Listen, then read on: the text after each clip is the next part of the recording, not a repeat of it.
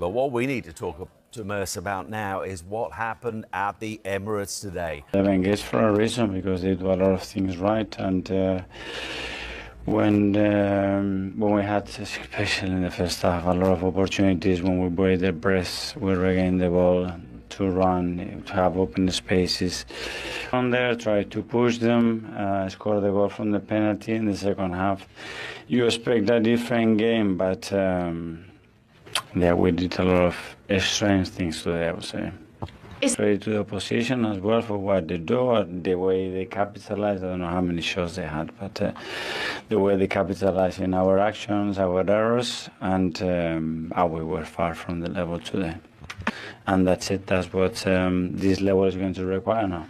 And does it feel like this is the biggest week of your managerial career, and for these boys playing as well, with what's at stake? It's a big week. It's a lot of at stake. We're still in a really good position in both competitions. We have no idea how it's going to play out now. This season has been simply remarkable. Now, they were, but that might give the players a bit of an out. The players have to handle their responsibility. Their nerves overtook their footballing ability. They lack control. Football ability. That's, in a nutshell, what everyone, according, connected to Arsenal, have been so terrified is going to happen. Is it happening? Yeah, I mean, today was a really good example. Like, they didn't... I said at halftime, they weren't dictating the tempo of the game. And we saw it at the back. We saw so many weird, close misses, and David Raya sort of flicking the ball with the outside of his foot and nearly going in and around the goal. And the arrogant moments when the game was in the balance, and they paid for it. We're going to hear from Mikel Arteta very soon. As soon as that interview comes in, we'll bring that to you, Rob. If Arsenal are going to win this title, they have to take on board all the criticisms that have come their way. This is not a drill. This is the moment everything collapsed.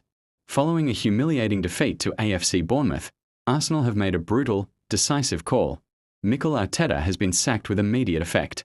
And while it feels sudden, the truth is, this has been building for a long time.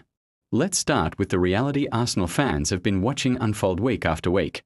This team, once praised for its identity and structure, began to lose its edge at the worst possible time. Matches that demanded authority were met with hesitation. Big moments were mishandled. Tactical setups became predictable, almost scripted, allowing opponents to find solutions far too easily. Arteta, once celebrated for his detail and control, started to look rigid. Game after game, fans questioned the same things: late substitutions, questionable lineups, players used out of position, and an inability to shift momentum when matches slipped away. What once looked like a clear system began to feel like a limitation. And then came the bigger issue: mentality. When the pressure peaked, Arsenal faltered. Title ambitions slowly turned into survival mode. Key matches slipped through their fingers, not always because they were outplayed, but because they couldn't respond. That psychological fragility became impossible to ignore. The defeat to Bournemouth wasn't just another loss, it was symbolic. It exposed everything: lack of urgency, defensive vulnerability, a disconnect between players and purpose. It felt like a team that had run out of answers. Behind the scenes, that feeling was shared. Reports suggest the Arsenal hierarchy had already been growing impatient. Heavy financial backing had been given. Expectations were no longer about progress, they were about winning, competing, delivering. Instead, what they saw was regression at the most critical stage. Emergency meetings were held almost immediately after the final whistle. The mood? Furious. Not disappointed, furious. For them, this wasn't just about dropping points. It was about losing control of a season that once promised so much. And so, the decision came quickly. No long statements. No public backing. No gradual transition. Just an immediate end. Arteta was informed, and within hours, the project he had built was over. But the situation inside the club may be even more complicated than it appears. There are growing reports of dressing room unrest, players uncertain about their roles, frustrations over tactical instructions, a sense that some voices were no longer being heard. When belief inside the squad starts to crack, performances tend to follow, and that's exactly what played out on the pitch.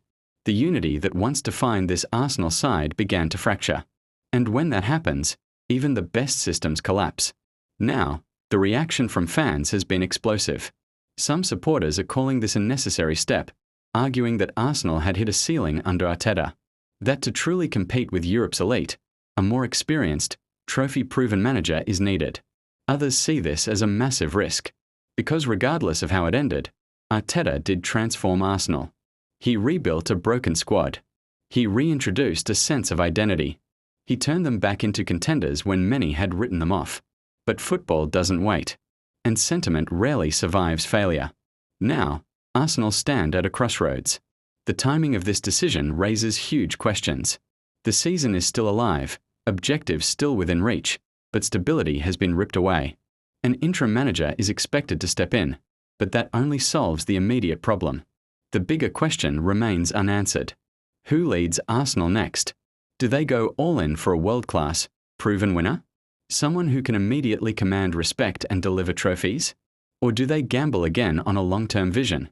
Whatever decision comes next will define this club for years. Because make no mistake, this is more than just a managerial change. This is a reset, a risk, a statement. The Arteta era is over. And at the Emirates, the storm is only just beginning. Was sacking Arteta the right decision, or the beginning of a bigger collapse? Let me know what you think.